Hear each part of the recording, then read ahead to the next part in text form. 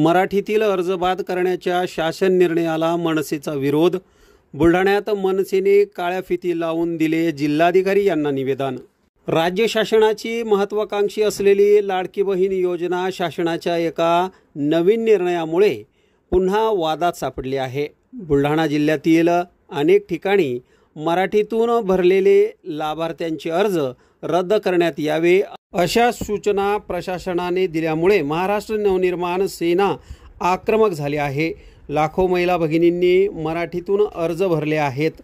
आता हे अर्ज बाद होण्याच्या भीतीने व मराठी भाषेचा अपमान होत असल्याच्या भावनेने मनसे पदाधिकाऱ्यांनी काळ्या फिती लावून शासनाच्या निर्णयाचा निषेध केला व यासंबंधी जिल्हाधिकारी यांना निवेदन देखील देण्यात आले। यावेळी मनसेचे पदाधिकारी व कार्यकर्ते यावेळी मोठ्या संख्येने उपस्थित होते। भाषेचा देश करणाऱ्या जिल्हा प्रशासनाचा निषेध असो, मराठी भाषेचा अपमान करणाऱ्या शासनाचा निषेध असो, महाराष्ट्र नवनिर्माण सेनेचा निषेध असो।